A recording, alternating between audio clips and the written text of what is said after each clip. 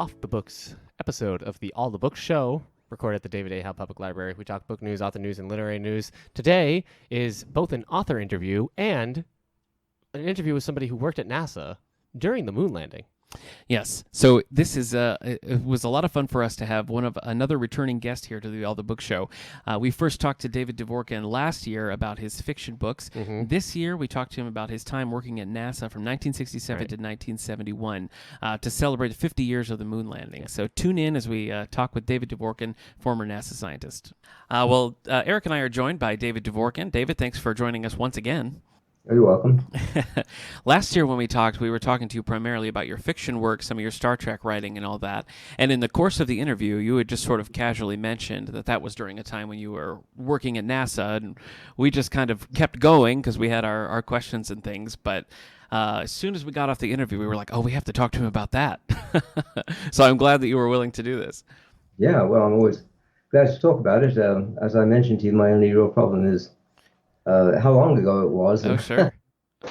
and you know, when I wrote the little book that you just read, just saw. I was surprised by how many things I remembered, but also by how many I didn't. It's really disturbing in a way. Yeah.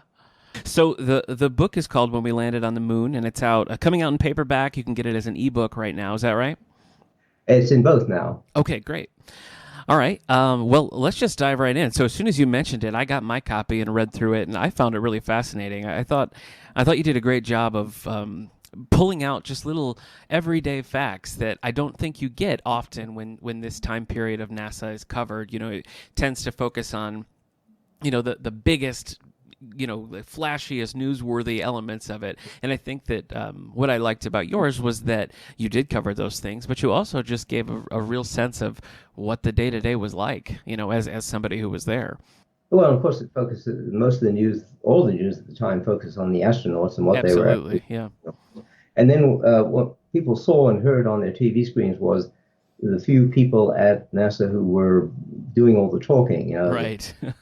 Chris Croft and people like that who were doing the announcements and giving the interviews, and a few people of that sort. But there were more than 400,000 of us off in the background in our rooms, reading giant stacks of printouts and dealing with giant stacks of punch cards, because that's how we had to do everything, and you know, grinding away at it. And that, as I said in the book, that was the big secret for NASA for doing it at all, that they broke this immense task down into these a multitude of tiny little ones that handled by one or two or three people at a time.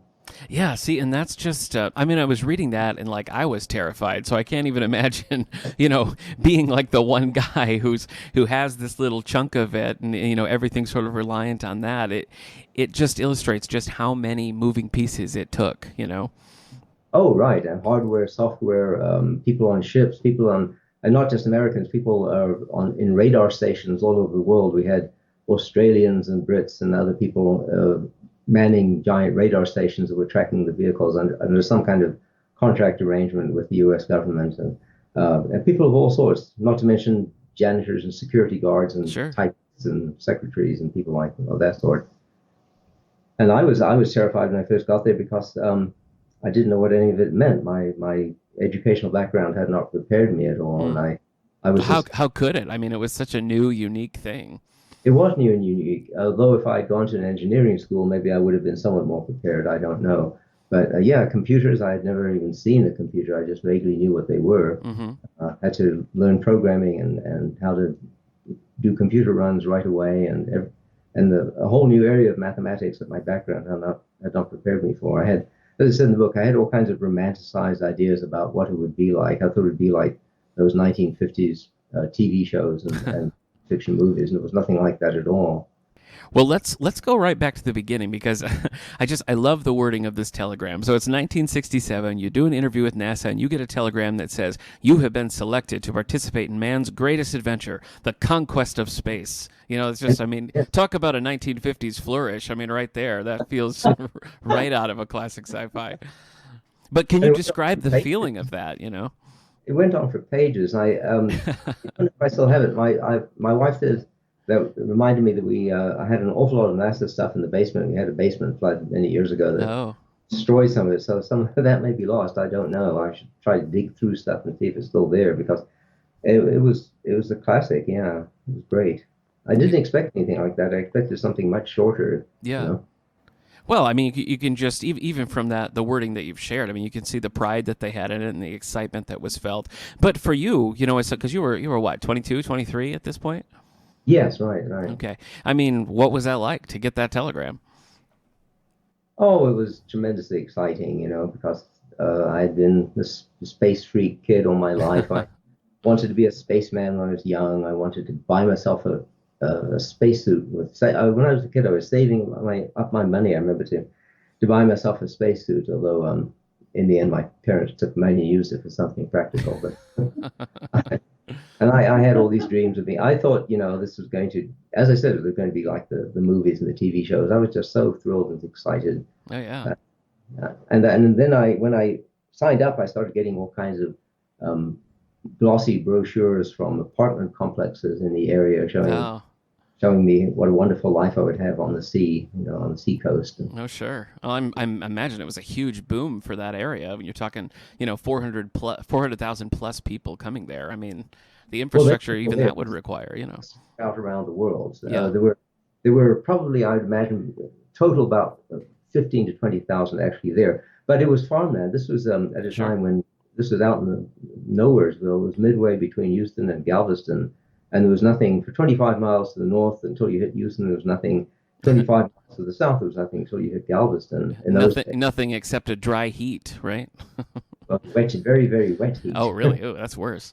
On the coast. Yeah, horribly humid and lots of insects and farmland and fishing villages. A lot of fishing villages and the oil industry was there, but it was all very small and isolated and insular. They were not happy, as I learned later in the game.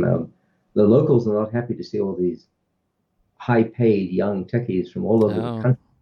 We were Texans, all people from all over flooding in with our strange ways and strange ideas and youth and lots of spending money. It was very disruptive to the area. yeah. Oh, that makes sense. So even with 15 to 20,000 people coming in, and that's a big increase in population all of a sudden. Very sudden, yes, right, right. So how did you even come to interview? Like, were there postings for this, or how did that happen? I wish I could remember. I remember when I was in graduate school, I was interviewed with a lot of different government agencies, including the National Security Agency and people like that, NASA, people who were looking for students with the technical background. Okay. And they must have had sign-up sheets. I just don't remember anymore. Okay. Well, this part cracked me up in the book, that this whole NASA adventure of yours, almost ended before it even started. Oh, well, it turned out that NASA had overhired. They had gotten too enthusiastic and hired, sent out offers to too many people, and they realized too late they were over budget. So and I had been hired, gotten the offer, and accepted it um, toward the end of the school year, probably April, May, something like that. Uh, and during that summer, they tried to contact some of these people such as, including me, the most recent hires, and beg them to withdraw their acceptance. They couldn't withdraw their side of it, but they wanted us to withdraw our side. And fortunately for me, I'd gone off with some friends on a camping trip in Canada.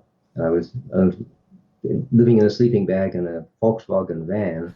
Um, no cell phones, no email, Sure. anything Yeah. in those days, and no phones in some of the places we were out in the wilderness.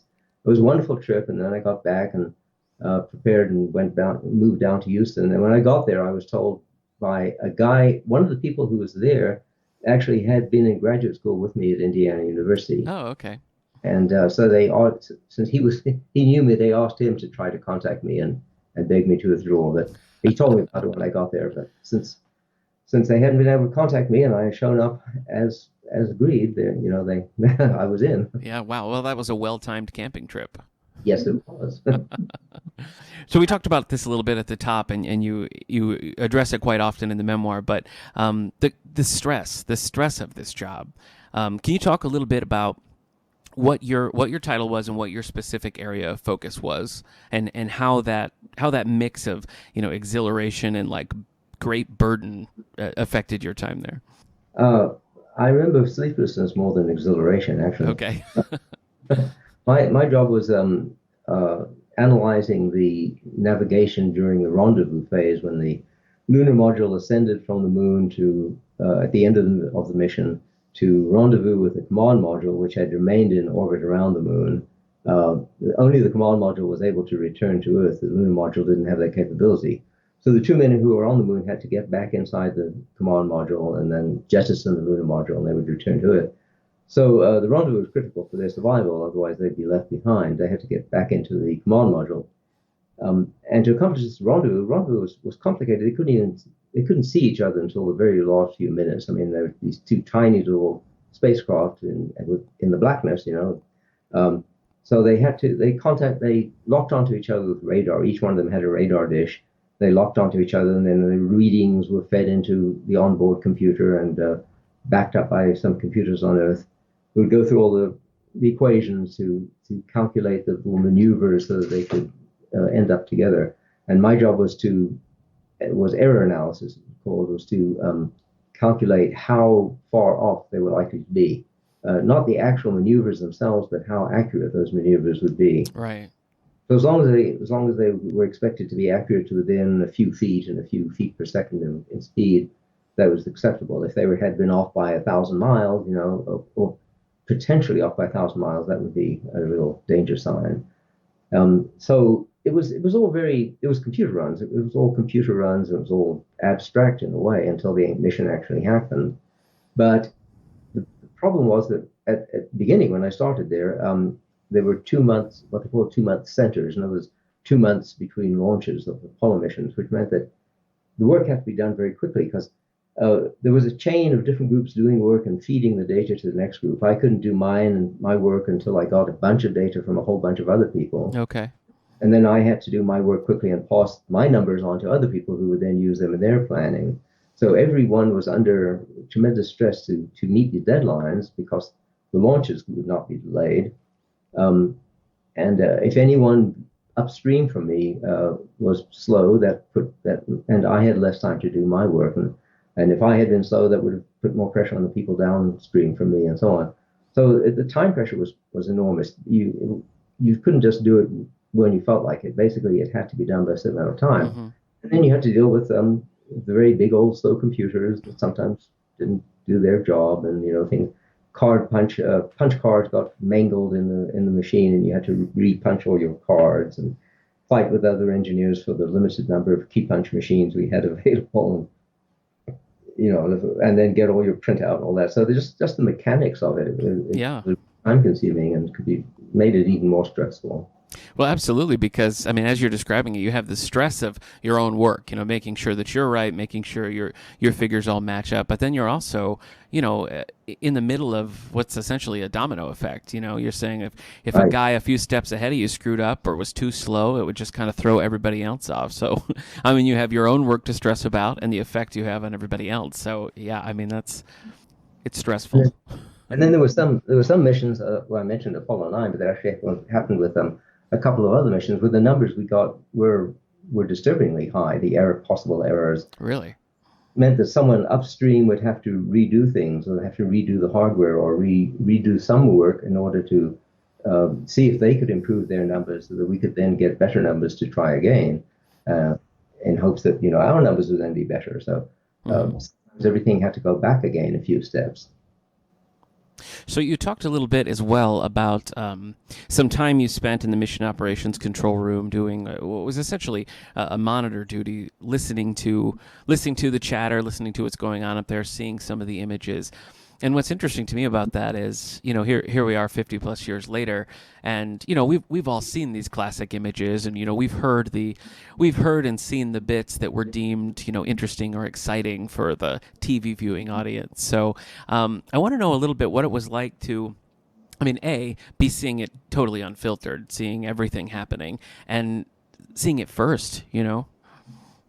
Oh, that was the best part of it. That was Apollo 15. That was the last mission that I worked on, and that was the only one that I was in the mission control room on.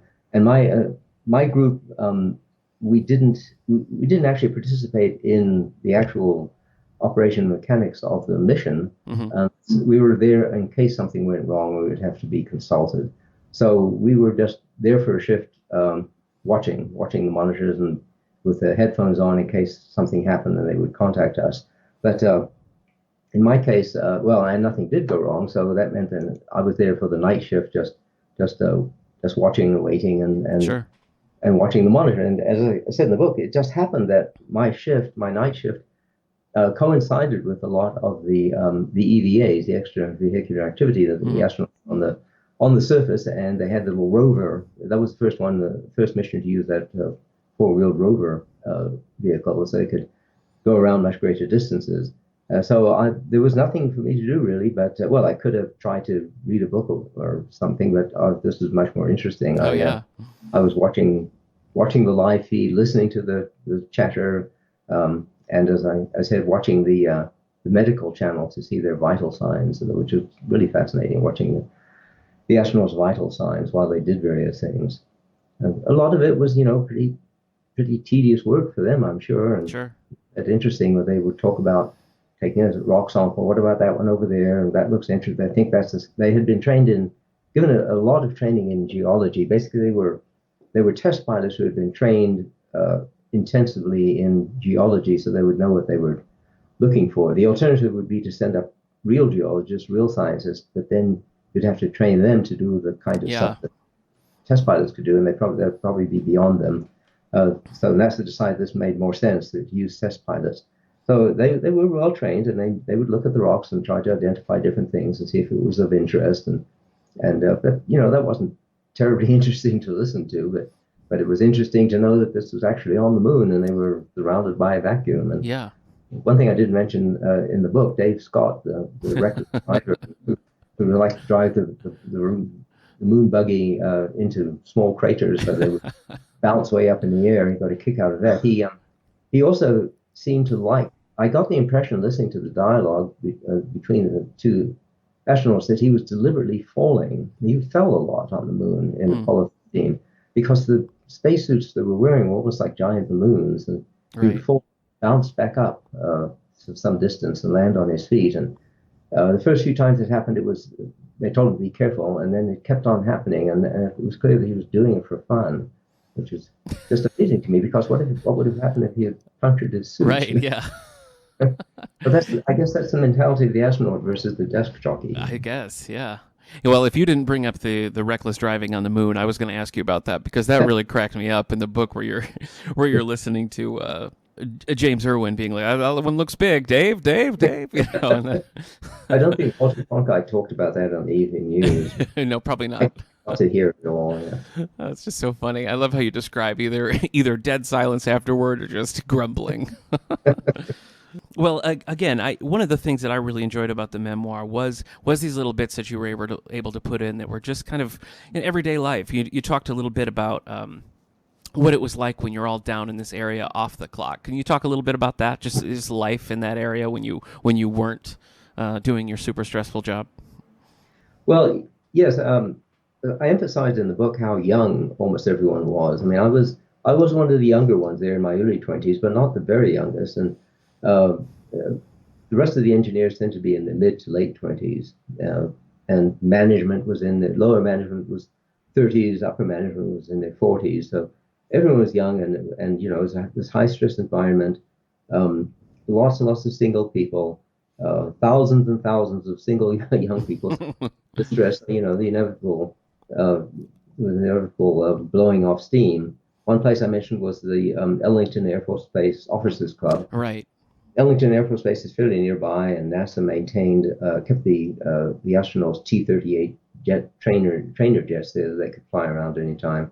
They also had an officers club, and we were all given memberships in the officers club, so we could go there on Friday nights and get really cheap beer and free shrimp and hook up. It was a big hookup place, a meat market with sea astronauts. I won't mention the name, but he's one you hear often in the news. You could observe him making the rounds there and trying to pick up girls. That's pretty good bragging rights, Yeah, I'm sure it's easier for an astronaut than for an aerospace engineer. Yeah. What do you do? Radar error. Right.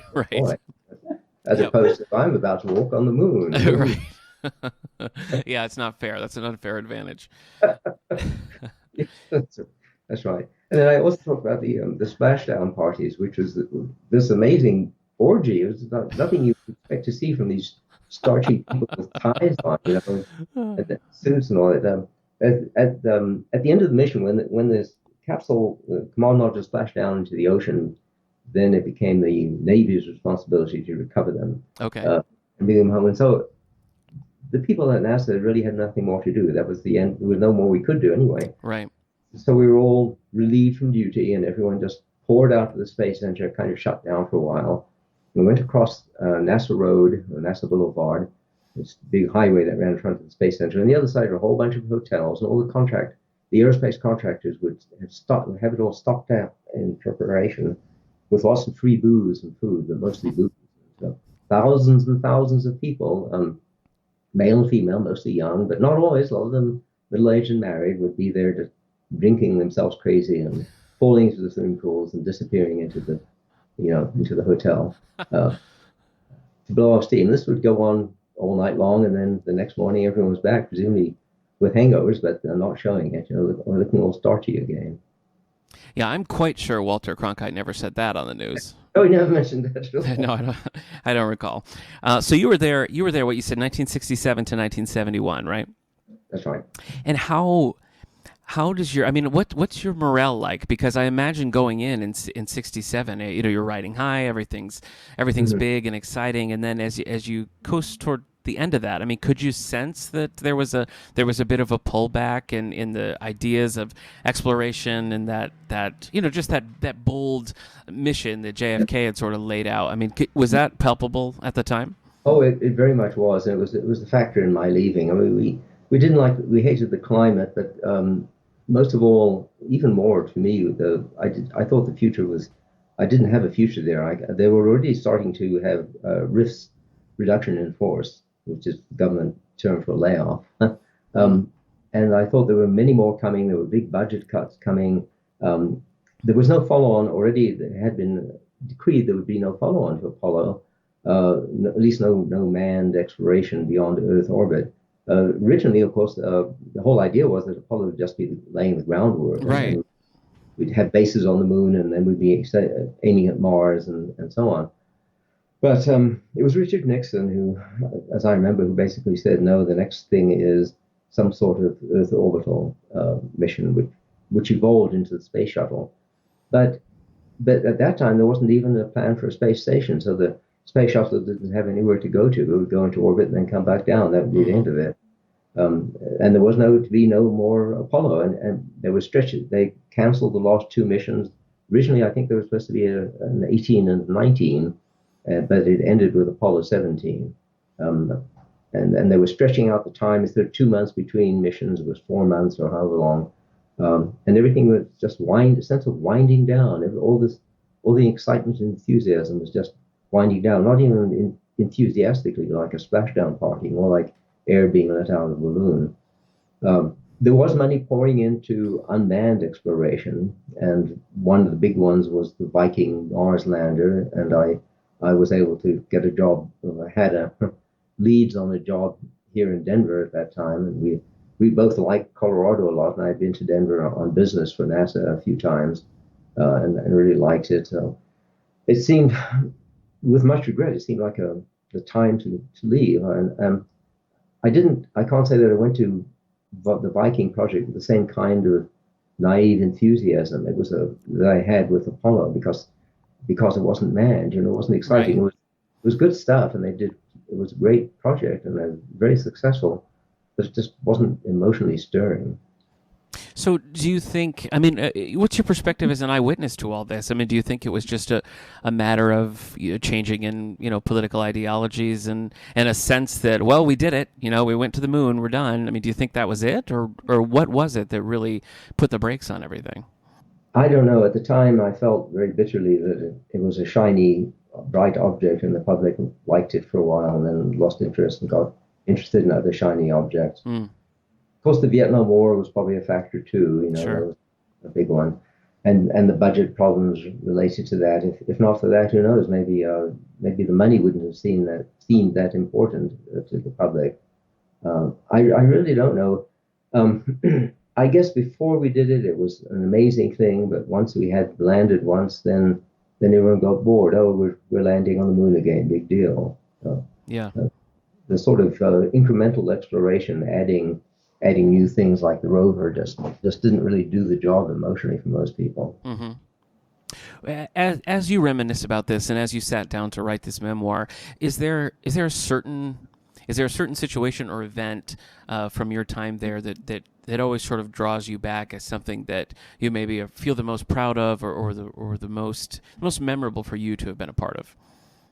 Probably Apollo 8, even though it was a stunt, because it was unlike all the other stuff that had been so carefully planned and so also meticulous. Apollo 8 was done quickly and on the fly, and everyone, no one really knew what to do or if it would work, and we had to do all this work very quickly and intensely for days and days on end, and it worked amazingly well.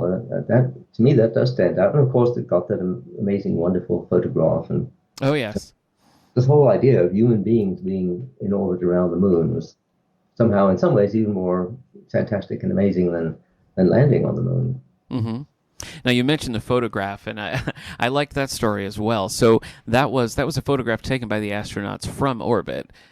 Oh, yeah. Well, they took a few pictures as one of the orbits, they were coming around the moon. They hadn't even planned it, and they saw this beautiful giant Earth rising above them as they orbited. It appeared to rise up above the lunar horizon, the rise in the sky. And one of the astronauts, they hadn't really expected this or been forewarned. So one of the astronauts grabbed one of the big, powerful color cameras they had and managed to load the film in time and took a few pictures, but there's one of them in particular that became famous.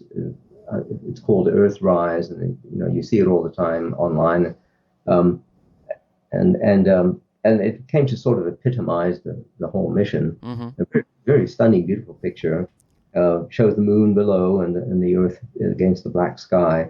NASA printed up, and the story I tell in the book that you're referring to is that Hmm. NASA printed up quite a large number of copies, planning high quality glossy copies, very big, planning to give them out to congressmen and other influential people so they could hang that on their wall and maybe be influenced to give more money to NASA. Hmm. And then someone pointed out, after they'd all been printed, someone pointed out the print was mirror image, the negative had been put in back to front or something like that.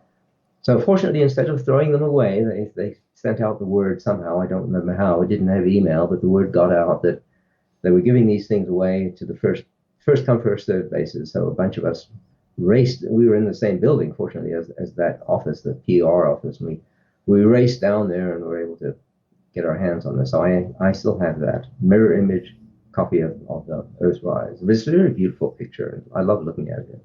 Well, it sounds like a pretty good booby prize to me. Yes. Yeah, that was my prize for all those days without sleep. 24 Yeah. hours. Yeah. It's a pretty good souvenir. Yes, it is. Well, I do have others. I have a little medallion that's supposed to have a bit of metal from one of the spacecraft. I Oh, don't know which one. They melted it down and minted a whole bunch of metals for us, and so we have a tiny fraction of metal in each one. oh A wow. few. Well, that'd be great. Well, listen, I really appreciate you taking the time to sit down and talk with us. For our listeners, if you haven't read the book, go out and find it. You can check out a copy here at the library as soon as we get our paperback copy in, and it's available pretty much any place where you can get ebooks.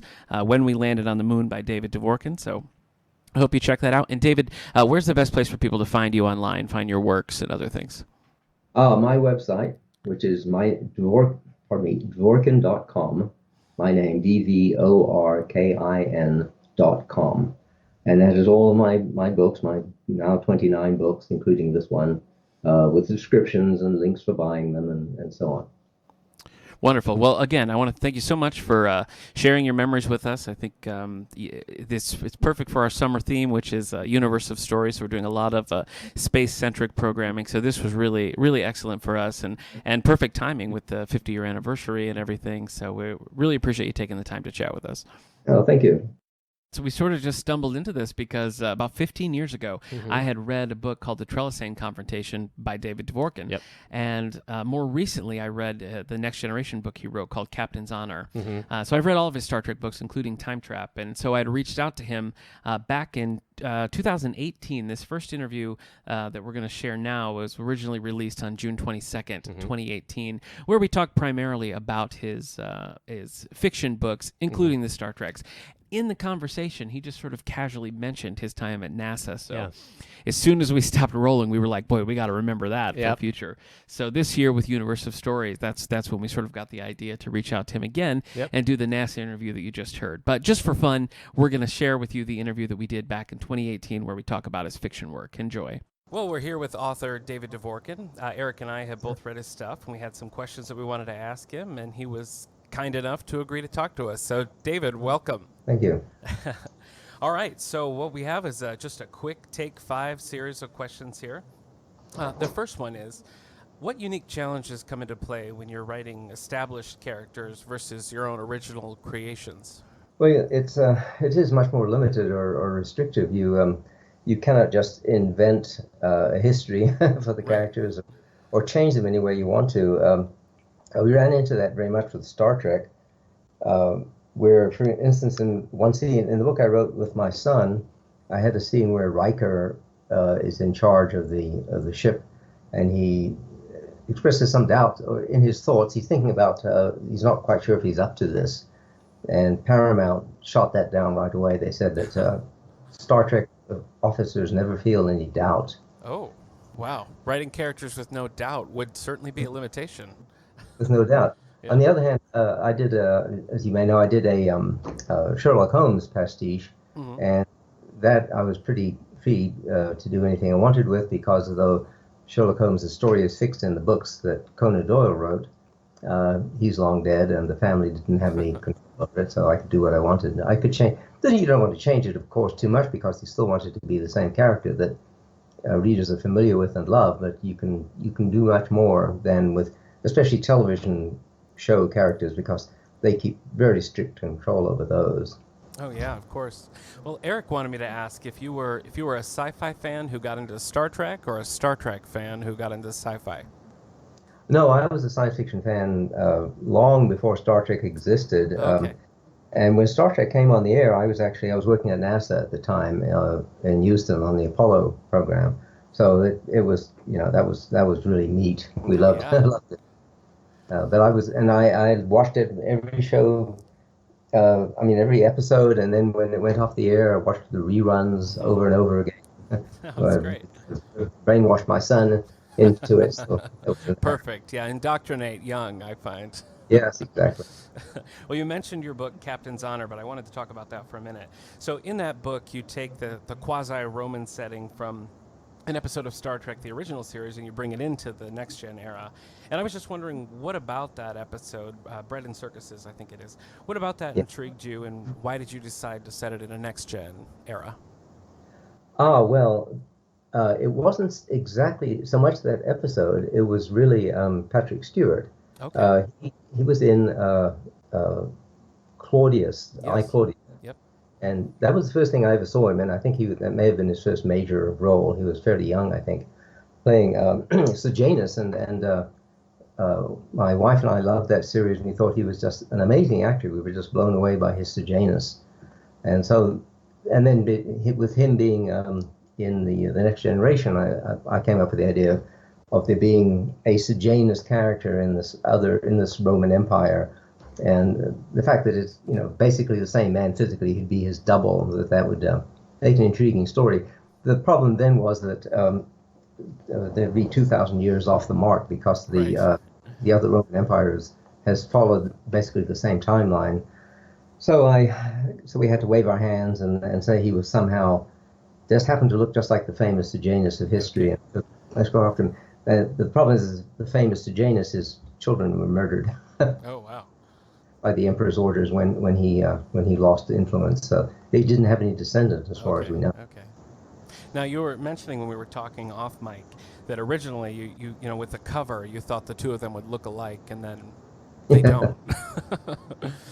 Yeah, we complained about that, my son and I. The whole idea, and that's a gimmick in the story, is that they are virtually look like twins. Right. They both Patrick Stewart, and and again, they on the cover they had that stubble-faced, Right. scowling, surly guy, and you can't imagine a Roman officer with unkempt stubble anyway. Right. They would never have done that. And then they had the Japanese sword on Yes, the cover. that cracked me up. Yeah, we talked about it. They said, "Do you want any changes made in the cover?" And we sent a very strong message to them, and they ignored it, which publishers tend to do. So do you find that common? You don't get a lot of say in what the covers look like? I'm afraid so. Yeah. Okay. They always say you do, but in practice you don't. Okay. Well, let's stick with talking about your son for a minute. So you collaborated with your son Daniel on Captain's Honor, as well as a political thriller you guys did together, Dawn Crescent. I'm just wondering how that works, working with someone else. It worked very well for us. For one thing, at the time, his writing style was extremely similar to mine, so there wasn't much of a problem there. Also, in both cases, I kind of came up with the detailed outline, and then we just chose which chunks of the outline each of us wanted to write. So we went off and did our own thing, and then I went over the whole book to make sure the pieces meshed together. Okay. And that worked well, as I said, because his writing style at the time was similar to mine. I think it has changed a lot now, so I don't know, since then, so I don't know how well it would work now. All right, well, let's move on to short stories for a minute here. I really enjoyed your collection, Earthmen and Other Aliens, specifically the story, The Ghost of Stancifer Street. Yes, right. I like that one a lot. I just wondered, what, in your opinion, what's the key to writing a good short story? Punchy idea that can be completely handled in a short space. It cannot depend on long character development and complicated plot. In my own case, I think this must be common. I started out churning out short stories, huge numbers, when I first started writing, and then they started getting longer and longer. Now everything I write is book length in my mind. I find it hard to write a short story now because I tend to think in terms of lots of plot and character development. I like novellas, very short novels, very long stories, nice length. What I liked about Stancifer Street was the way it ends with a punch, like you want more, and it doesn't give you any more. You're just left kind of haunted by it. Well, I was happy with the ending. It gave me a little chill when I wrote it. But I actually have expanded that idea into a novel, which I'll be working on, I hope, sometime in the next year or two. Really? A long multi-generational ghost story. Oh, wow. I'd love to read that. I hope you get the chance. Yeah, I'll keep an eye out for it. So a final question in our Take 5 here. So Eric and I both read Trellisane Confrontation, and I've read your other Trek stuff and your short stories. But I'm wondering, for someone who hasn't read your work before, do you have a favorite or something you'd recommend they start with? Well, I have two favorites. One is a very strange, a very zany comic novel called Business Secrets from the Stars. Oh, yes. And the other is a somewhat grim, somewhat military time travel adventure novel called The Time and the Soldier. Great. And you have a full list of your works on your website, which is just Dvorkin.com? Dvorkin.com, right. Okay. Well, thanks so much for taking the time to talk with us. I enjoyed your work. I know Eric has too, and we're glad to have you on the show. Well, thank you. I'm glad to be here. And that was the original David Dvorkin interview. That's true. What are we going to do next year? He didn't give us any little hints of what we're going to talk about next, but we'll figure it out. Yeah. Every year it's our annual David Dvorkin. But we do really appreciate the time David's given to us for the podcast for the last 2 years now. You can find more about his work at Dvorkin.com.